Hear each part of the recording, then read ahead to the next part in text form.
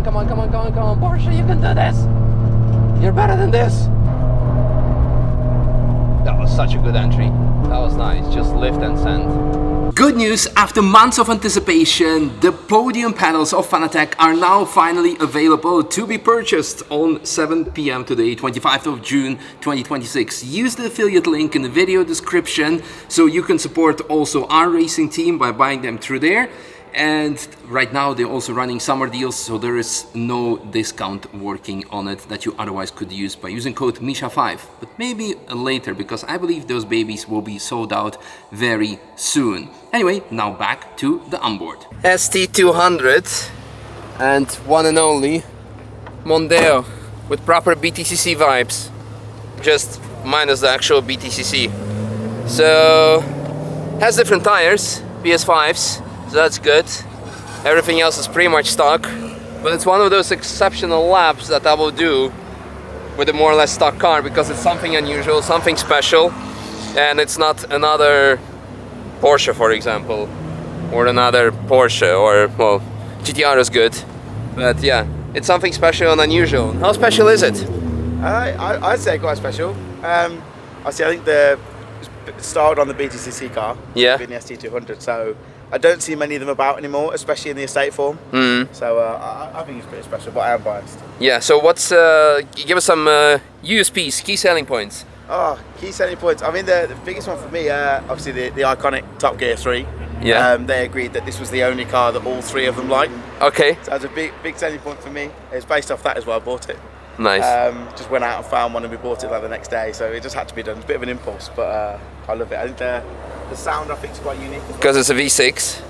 Of course, BTCC cars had to be a 4-cylinder, 2-liter naturally aspirated, not a V6. Yeah. This is still naturally aspirated, right? Yes, yeah. So what's the power? Probably like 200-ish? I think officially 205 from the factory, but I'd say it's 26 years old now. So yeah, so whatever's left of it. Couple, but we'll say 200. Nice, nice.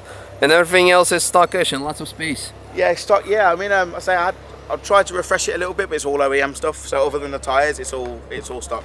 Yeah. What's the mileage? 150,000. Just ticked over 150 on this trip. Yeah. Yeah, that's not too bad, I guess. Yeah. How long you had this car for? Just under a year now, coming up to a year. Okay. So, reliability been okay? It's been good, yeah. I mean, an alternator went last year, but other than that, it's been sound. Nice. Just standard maintenance stuff, really. So. Nice, nice. It's been quite reliable. Very exciting.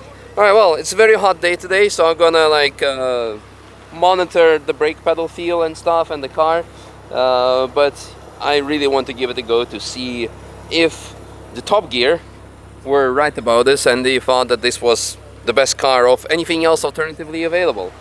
Is it as good as the Alpha? I mean, different animals, different breeds, but yeah, I'm excited. Let's hop in, do a lap. Actually, one more thing.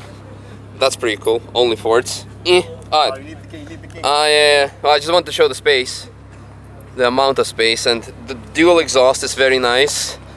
The badge to show people like, hey, it's not just a Ford, and a lot of space, like really, really a lot of space. Just gonna straighten this one out a bit, the rear, and let's go. All the struggles. All right, welcome aboard. Hope it's not going to be a car I will forget my lap ticket in because I don't have time to put it in my pocket. Anyway, super excited. We're also gonna be very considerate when it comes to the brakes. Should we switch off AC? Yeah, let's switch off AC. Look at that, we have a Skoda. I think that's the Superb I drove yesterday, the 4x4. Now luckily with a different brake fluid because the stock one was cooked. Ooh, that's very nice. Nice and comfortable. Can take the compressions, we can take it flat out. How are the brakes? Alright. Okay. Heel and toe, third, turning in. La, la, la, la, la. There's still some loose stuff. The car was emptied in front of me. And there came out so much stuff that like you could fill a house with it. But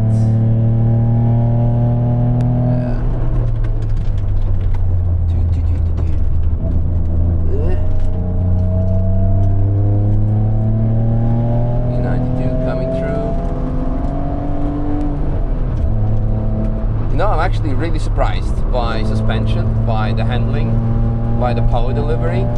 Need to monitor the suspension. Is really good through the bumpy Nürburgring section.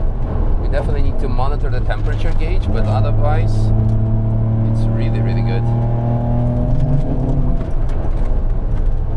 Does not hit the Skoda.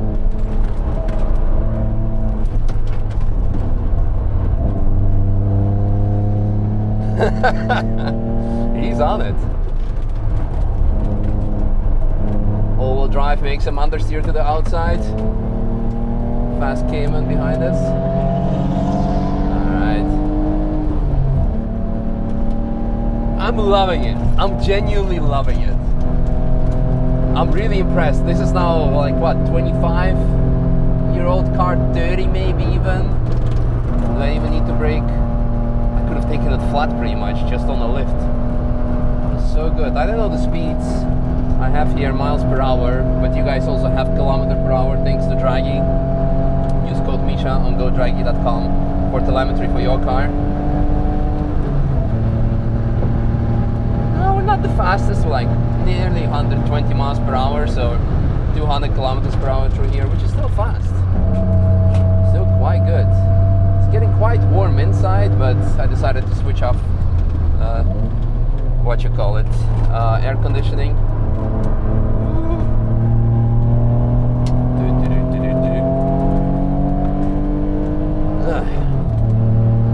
I wonder if we're now having like quite a nice lead and follow, mostly lead and trying to follow with the Skoda. Should I post the Skoda yesterday or tomorrow? Another ST. Woo. Brakes are getting tired.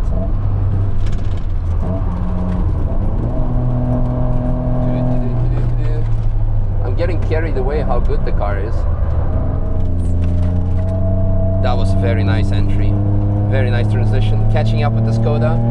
I mean, this car has 200 horsepower, or it used to have when it came out. Now after, I was told 26 years, right? Doesn't have them all probably. Brakes are getting tired. Thank you. And the Skoda ahead of us is mapped at 370, I think. Also much more torques, all-wheel drive. We might have a better weight advantage. I really love how the whole chassis is leaning. I can feel the back end also leaning over. There's some very nice body roll happening. With today's modern tire technology, it becomes so interesting to drive these old cars. Yeehaw. Start sweating because we don't have AC.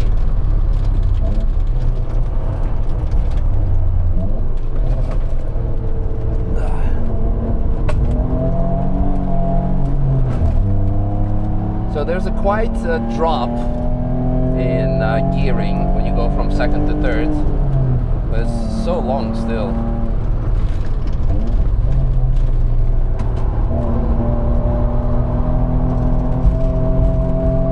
This is so nice. Temperature is still okay. We don't know what the oil temperature is, of course, but we'll keep on going here. I'll just open the window for myself. Oh, fresh air. That's Porsches.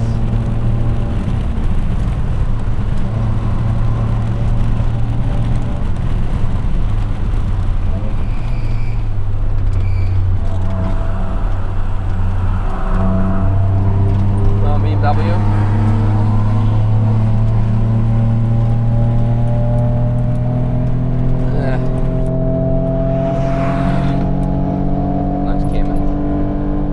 They're coming through with all the power. You can do it. Whoa! Always look on the road, kids. Don't look on irrelevant things. It's getting hot. We keep on pushing. Where are we? 100 miles per hour, 160 kilometers per hour. If the speedo is accurate compared to the GPS speed of Draggy. Come on, come on, come on, don't kill my momentum. Come on, come on, come on, come on, come on. Porsche, you can do this. You're better than this. Sorry, I go put the window down. Bit hot. Hot, hot, hot, hot, hot.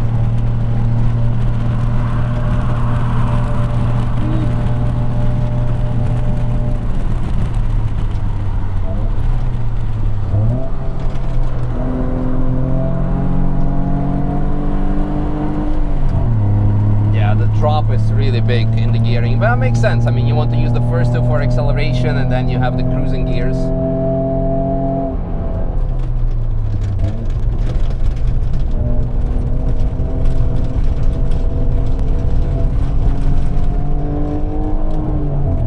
We're almost at the top of the hill, so after this it becomes more easy to drive. But, you know the coolest bit? Yesterday when I drove the Skoda, the brakes died around here. The pedal started getting like very soft, whereas this car, the pedal is still good, and we have fully stock brakes. But maybe that was the issue with the Skoda, that it had some big brake kit that was not big braking. Fast Golf behind us. Oh yeah. Was that the one that when I was driving Performante last year that car was being sent away?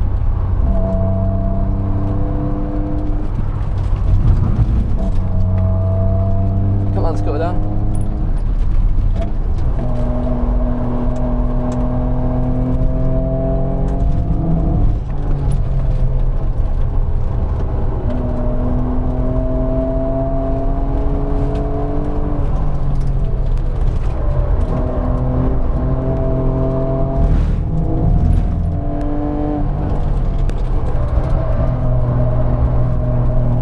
Such a good entry.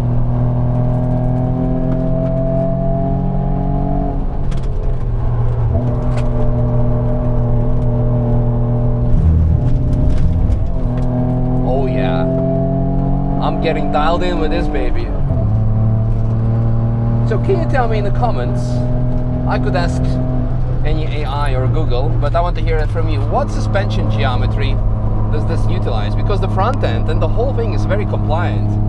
I wonder if it has double wishbone or multi-link, because it's very, very good. Man, I'm so sad that, you know, the British Ford engineering is not what it used to be anymore. The Ford Focus RS, the Fiesta SD, all have been killed off. The Puma is electric.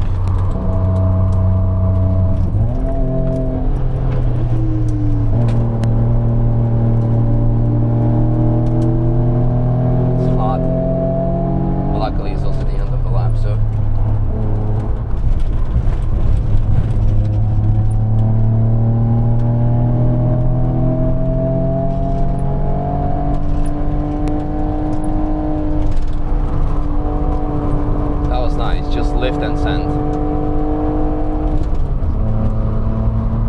Oh yeah. Amazing. Amazing. Whew.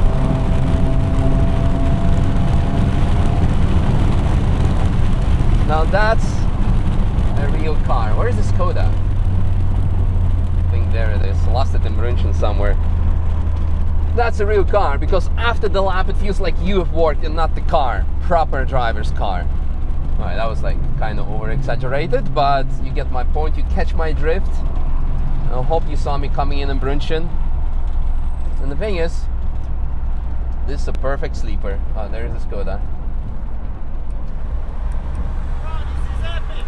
Never thought I was gonna share the track with you. It was amazing. How are the brakes? Good, good. And now I need to use this one to close it. Amazing, very, very cool. I'm so happy that Skoda is having fun. I had fun. No, so before this, I've done a lap with the Veyron, just casually. Was on the passenger seat, because I always say, I always take care of the car. And even if it gets damaged, and even though it's not my fault, I firsthand gonna take care of it and then look at all the insurances and all the other stuff. But in case of Veyron, I don't need that kind of liability in my life yet. Yeah, all the other cars, that's fortunate enough that by now I should not be worried too much, but Veyron, not there yet. Anyhow, why I bring up the Veyron is because I posted a picture that I was with it at Racetretto at my coffee shop, and got lots of comments like, hey, we just saw you in brunch and coming by. I wonder if people notice me coming by in the Mondeo ST200. Seriously, what a ride. What a ride. I really, really enjoyed it. Like, for the car's age, the suspension, the handling, the whole thing. Just put slightly better brakes in, just like to have more confidence in my head that they're like, okay, they're gonna be safe, and also that the owner can drive home safely. But everything, like, wow. Oh, look at that, Maserati on a trailer.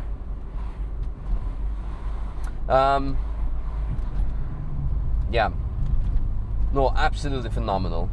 What a great car, great handling, great emotion as well. The noise is good. We have aircon. I didn't use it because it's too loud, unfortunately, for today's standards and for content creation. Oh wow, Opel GT.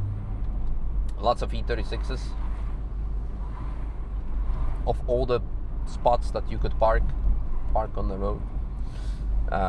Becoming old and grumpy. I mean, you have here all the spots, but no. Amazing. Really, really love the car. Really love the car. Really enjoyed it. Really fantastic and compliant. Super, super good. Also, again, great lap with the Skoda. We had so much fun. Really enjoyed it. This may not do like a lot in terms of YouTube views, except for my number 2 audience in terms of size, not the importance. Everyone is equally important, but UK is usually number 2, fighting with Germany over number 2 and 3. Number 1 is US. So you guys, I'm sure you're gonna enjoy that one because it's a very special car, and for me it was definitely a very special lap. For the rest of the world, it might be like, you know, just another station wagon, but I'm sure out of those people, there's also a lot of gonna say like, that's much more exciting watching than a Porsche. So speaking of Porsche, I think that's the next car I need to drive. So yeah, I'll go do that quickly. Thank you for watching. I really freaking enjoyed it.